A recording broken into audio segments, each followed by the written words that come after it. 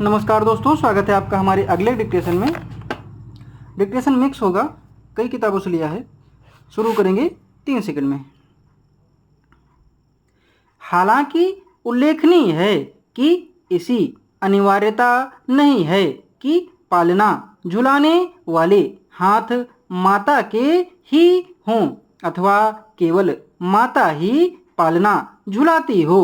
अनेक बार यह देखने को मिलता है कि माता की अनुपस्थिति में परिवार के अन्य व्यक्तियों अथवा किसी पालक द्वारा बच्चों की परवरिश की जाती है।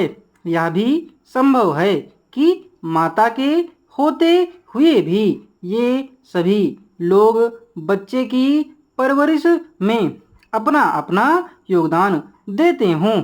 इस प्रकार से योगदान देने वालों में परिवार के लोगों के साथ साथ अध्यापक, समाज, राष्ट्र व संस्कृति भी वे महत्वपूर्ण स्तंभ हैं जो किसी बच्चे का पालना झुलाने वाले हाथ की भूमिका का निर्वाह करते हैं।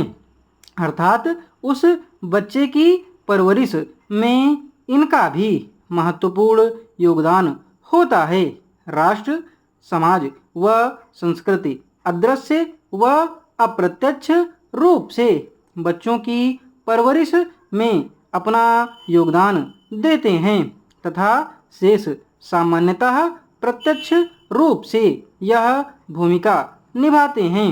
इसके बावजूद बच्चे की परवरिश की सबसे बड़ी जिम्मेदारी सामान्यतः माताओं पर ही रहती है।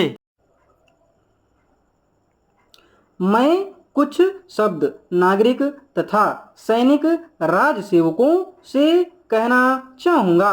पुराने अंतर और भेद मिल गए हैं और आज हम सभी भारत के स्वतंत्र बेटे और बेटियां हैं और अपने देश की स्वतंत्रता का तथा उसकी सेवा में लगने का हमें गर्व है।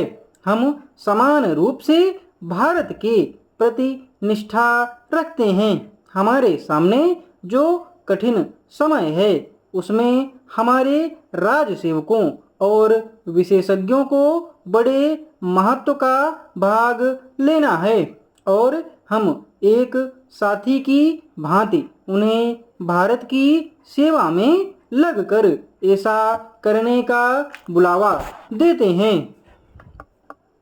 अध्यक्ष महोदय, बहुत कुछ किया है लेकिन महंगाई बढ़ती जाती है और इस कारण से जो देश की खेती की या किसानों की उन्नति हुई भी है वह महंगाई के कारण समाप्त हो गई है। तो ऐसी स्थिति में अगर हम किसान को अन्न की उसके पैदावार की कीमत अधिक नहीं देंगे तो हमारे देश का कल्याण नहीं हो सकता है। मैं कोई यह नई बात नहीं कह रहा हूँ। पहले अमेरिका में यही किया गया जब वहाँ पर खाद्य समस्या के कारण लोग परेशान थे। हमारे यहाँ भी उसी से कल्याण होगा। हम देख रहे हैं कि सरकार के प्रयत्नों के परिणाम भी अच्छे निकलने लगे हैं, लेकिन दुख की बात है कि इस वर्ष सर्दी के मौसम में वर्षा नहीं हुई। फलस्वरूप इस वर्ष जो पैदावार है वह उतनी नहीं है। इसका कारण वर्षा का न होना है।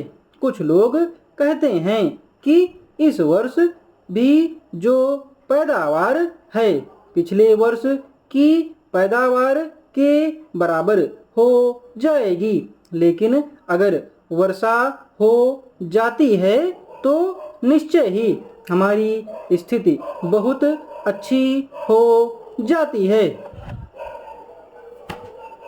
डिक्टेशन की स्पीड 90 शब्द प्रति मिनट रही है। इस डिक्टेशन की PDF और आउटलाइन आपको हमारे टेलीग्राम चैनल पर मिल जाएगी। टेलीग्राम चैनल का लिंक नीचे डिस्क्रिप्शन बॉक्स में और कमेंट बॉक्स में दिया हुआ है। धन्यवाद।